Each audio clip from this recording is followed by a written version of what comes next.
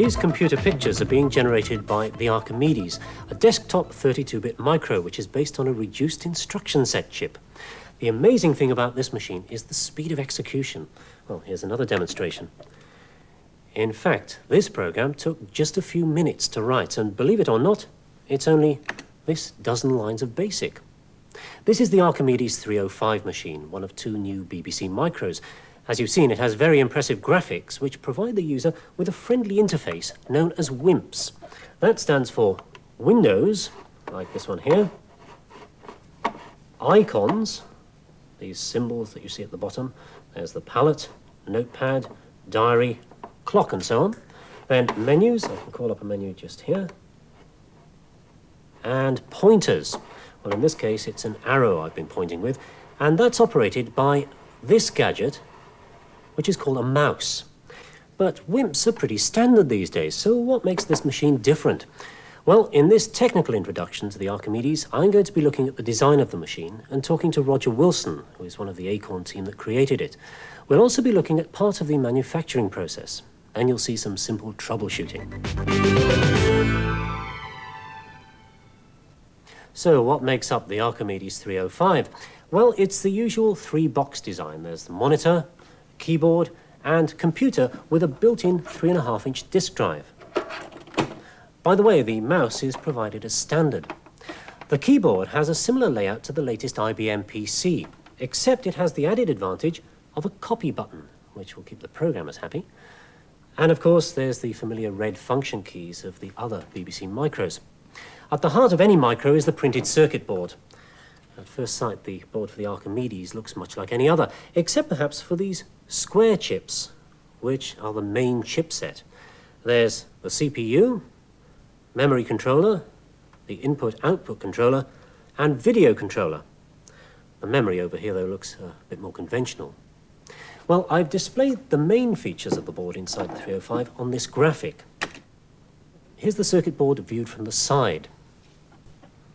Here are the 4 chips in the main chipset and 4 ROM chips for the operating system. There's 0.5 megabyte of memory, although this can be upgraded to a full megabyte by using vacant RAM sockets. The disk drive is positioned above this memory. So that's what you get in a basic 305. It is possible to upgrade further, though, by fitting an optional backplane, which takes 2 peripheral modules or podules, such as an input-output module or a ROM module. Here's 1 and 2 modules. Now, because they fit internally, modules are a very tidy way of connecting up all those peripherals without a lot of trailing wires. So that's the 305, but there are other machines in the range. The Archimedes 310 is also a BBC micro. As you can see from the display, it's almost identical to the basic 305, except it has 1 megabyte of RAM already fitted. Again, there's the option of 2 modules on a backplane. The 2 machines in the 300 series are probably going to be used in education alongside existing BBC micros, where new applications can benefit from the high speed and the high resolution graphics. There are also 2 machines in the Archimedes 400 series. Here's the first. The board is slightly different from before. This time, there's room for 4 modules and the backplane is already built in. And you'll notice it's full width. There are 2 and 4 modules. The Archimedes 410 here has got 1 megabyte of memory, but there's also the hardware to support an optional Winchester disk drive. And unlike the 300 series, one can fit a floating point arithmetic module. The most obvious external difference is the absence of red keys. The top of the range system is the Archimedes 440. It differs from the 410 in that it's already got 4 megabytes of memory fitted and a Winchester disk drive with 20 megabytes of storage. Once again, it'll take 4 modules. Whilst the 410 can be upgraded to the 440, there's no upgrade path from a 300 series machine to a 400 series. The 400 series has a totally different circuit board. For one thing, it can support a very high-definition monochrome monitor, giving a resolution of 1280 by 976. So the 400 in particular is seen as being used in computer-aided design work, where high resolution is essential. So that's the range of machines which extends from the 305 up to the complexities of a 440. Now you know what to look for, let's get inside a real machine. I've already undone the 5 screws on the back and sides, and the lid simply slides off. It's a robust metal case, by the way. Well, here's that circuit board that we saw diagrammatically a few moments ago, and viewed from the same angle. You might even be able to work out which machine it is. Well, here's your clue. There's no backplane, but this is the socket for the half-width version. So it must be a 300 series. In fact, it's a 310. Here's the power supply, and these small batteries down here keep the real-time clock running when it's powered off. This area is where you could fit a Winchester disk drive if you decide to upgrade. At the back, there are ports for, well, there's headphone, monochrome video, and an analog RGB. Then there's RS423, a parallel port, and Ethernet. These 2 removable plates will accommodate any podules. In fact, if you're fitting podules, you'll also be provided with a fan, which fits into the space on this side. Now, a lot of the board is hidden from view, so I've got a model showing the most significant parts.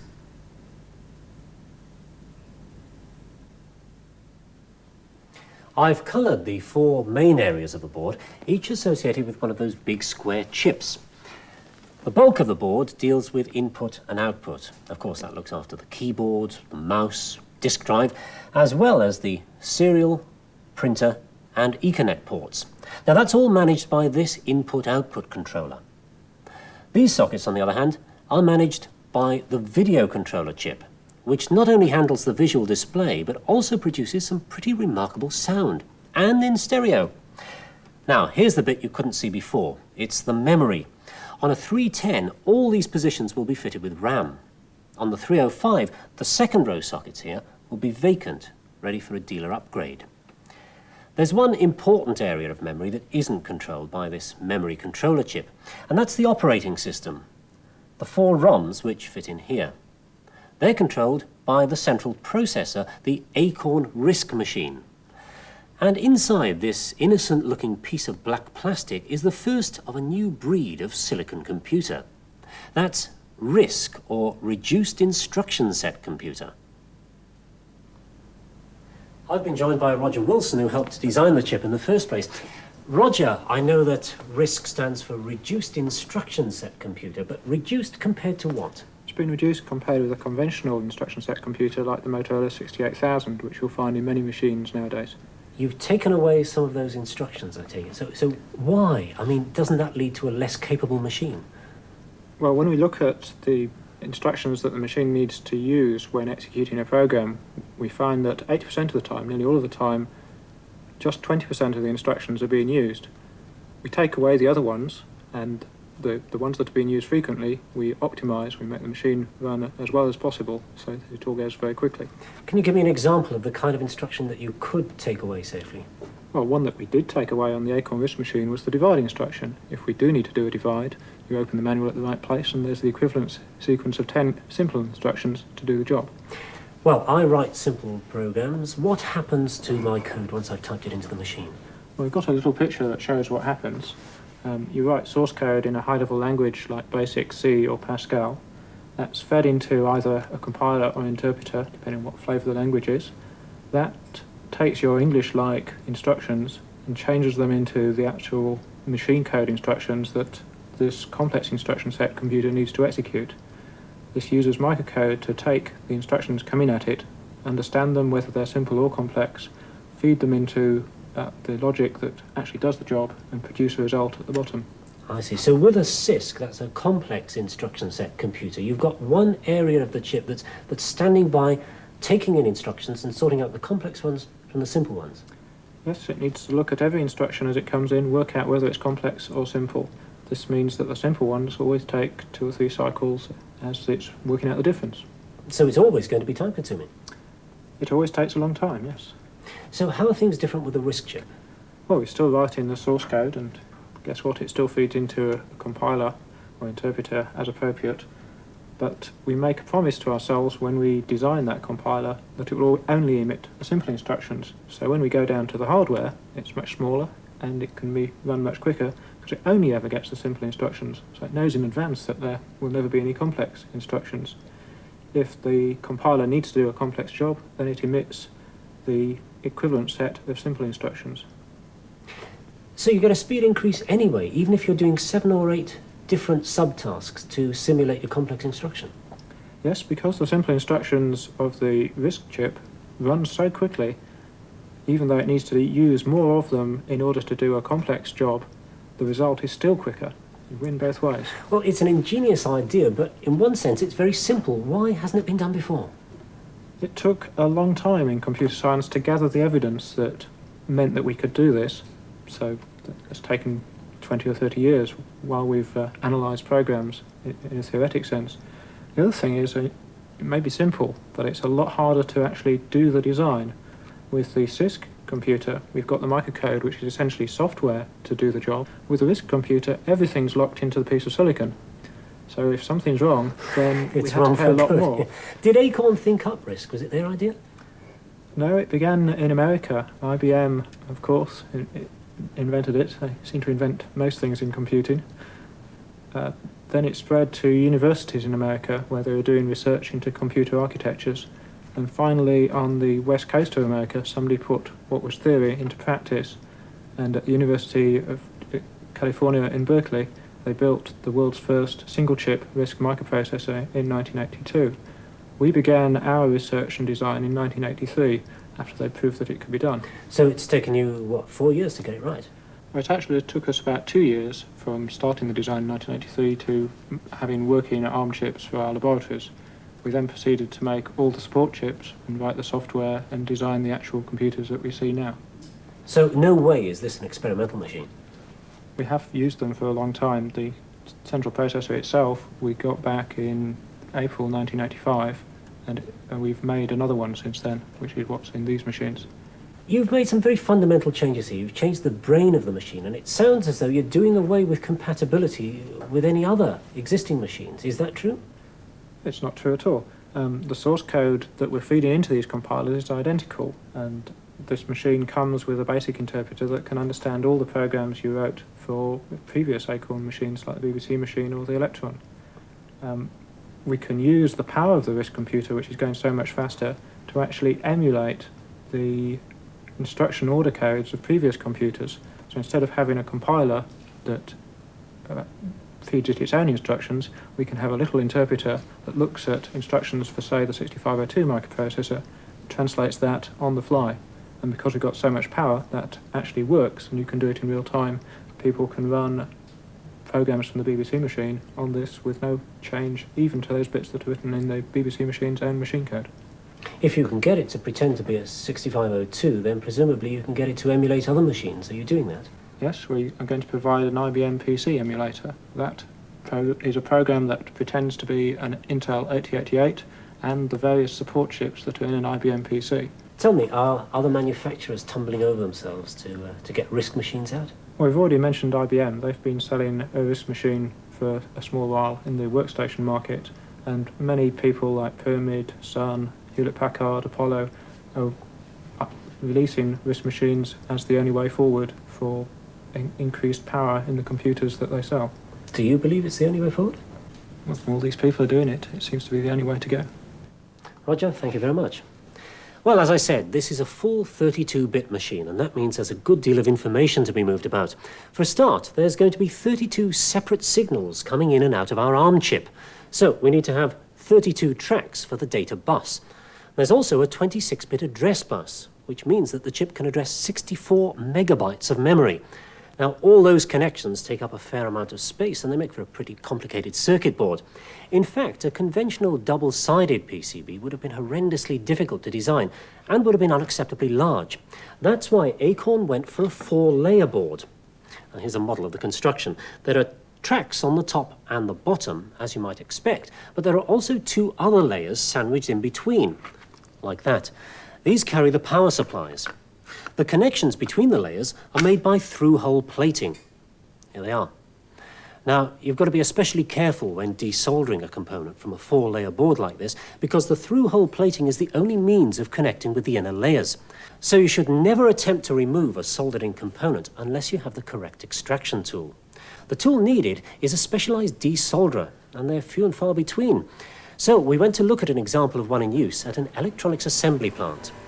It's difficult to see the action of the desolderer. It's effectively a soldering iron attached to a vacuum pump, which sucks up solder into a glass tube inside the gun.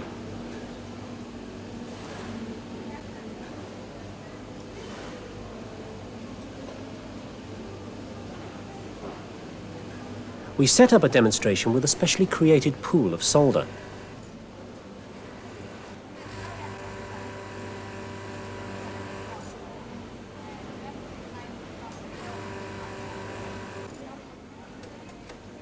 Let's see the desolderer being used for real.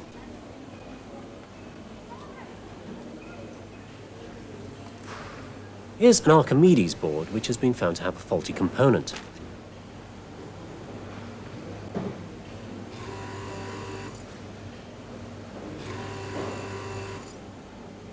The desolderer heats the solder from the underside, allowing the molten solder to be vacuumed up.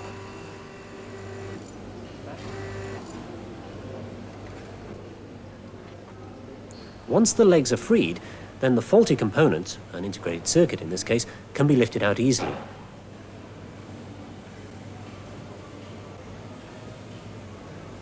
But a reworking station is only one tiny part of the activities in this plant. In fact, this is the Rank Xerox Electronic Manufacturing Centre in Welwyn Garden City, where the whole process of assembling components onto the Archimedes circuit boards is being carried out.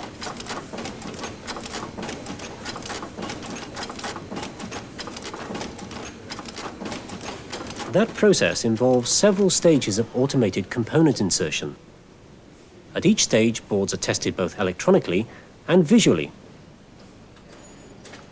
For some of the larger or odd-shaped components, hand assembly is required.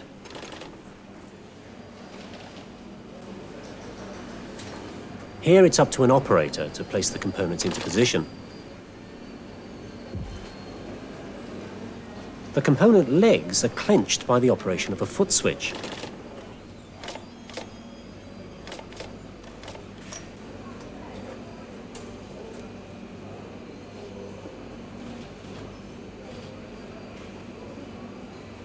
Following this stage, a board is taken by conveyor belt to be flow soldered. The soldering forms an electrical contact between through-plate connectors and the legs of components. First, the board is washed in an acid flux. The flow soldering itself happens as the board is carried over a bath of molten solder at a precise speed. If you look closely, you might just see solder welling up in some empty holes.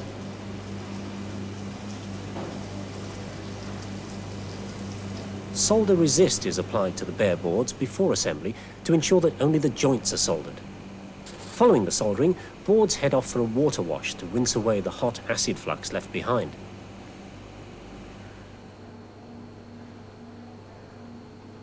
The boards are next put through a thorough test by some very sophisticated automatic test equipment, in which the test bed, commonly called a bed of nails, sucks the board down onto test contacts.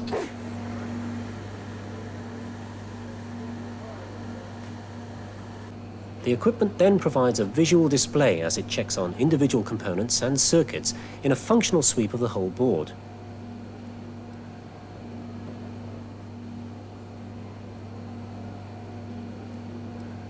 It then gives its verdict.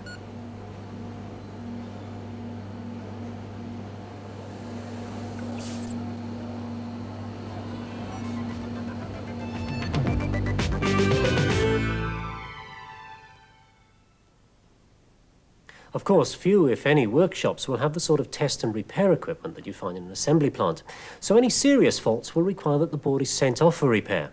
But how would you recognize a serious fault? An apparently serious problem might in fact be totally trivial. So let me show you a couple which could catch you out.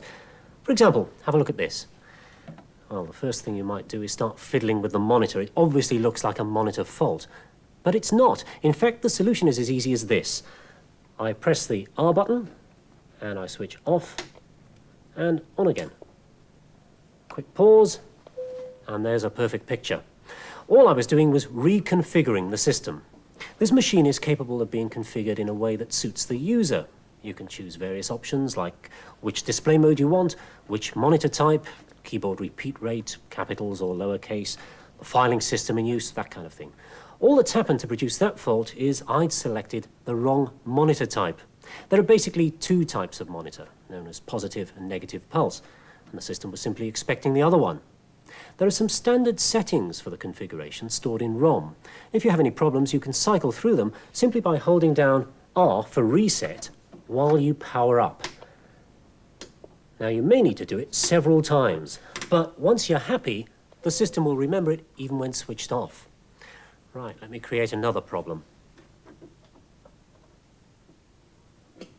There. Well, obviously I've done something physically to the machine, but I've managed to produce a fault which at first sight seems to suggest a monitor fault or a fault in the output somewhere. Some of the colours have gone. What I did, though, can happen quite easily. What was that? Well, the lead from the video was unscrewed and came loose. It's a very simply corrected problem once again. There we are. And not restricted to just Archimedes, of course. Now, one error message from the Archimedes might lead you to suspect the drives. It's this one. That of disk error. In fact, it's a good bet that the only reason for it is you've used an unformatted disk. Now, I can check that the drive is working by using this. It's the test disk, which is provided to all Acorn-approved workshops.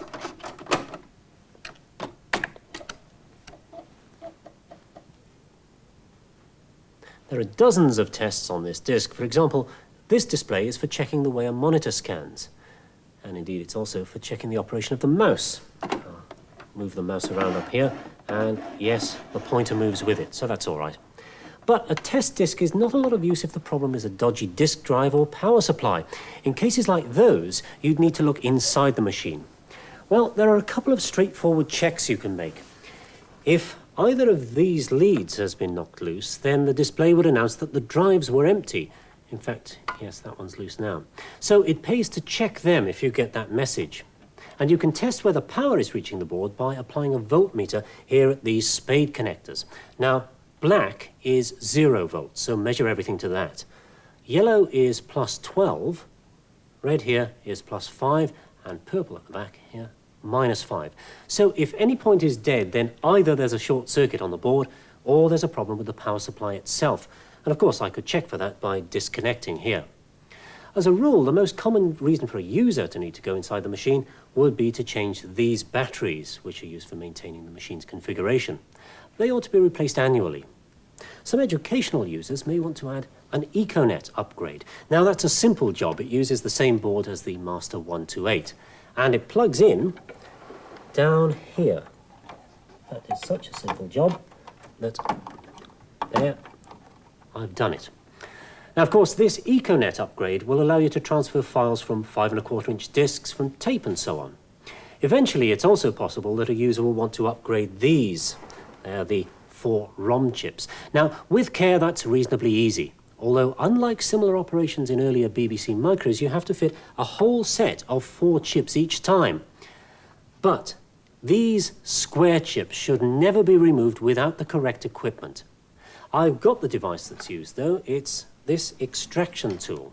Now, it grips the chip at the corner, like that, diagonally opposite corners, and it lifts it vertically. If you try to extract a chip with anything else, you're likely to damage the board and the legs. Well, we've seen something of the design, the philosophy, and the construction of the Archimedes. So what can you do with it? Well, that's going to depend on the software that's written for it. Just cast your mind back to the first demonstration programs you saw running on the BBC B. They looked pretty stunning at the time, but think what you can now squeeze out of the same machine. Here we are at a new beginning, so just consider what the possibilities might be in 5 years' time, while we leave you with a few of the first Archimedes demonstration programs.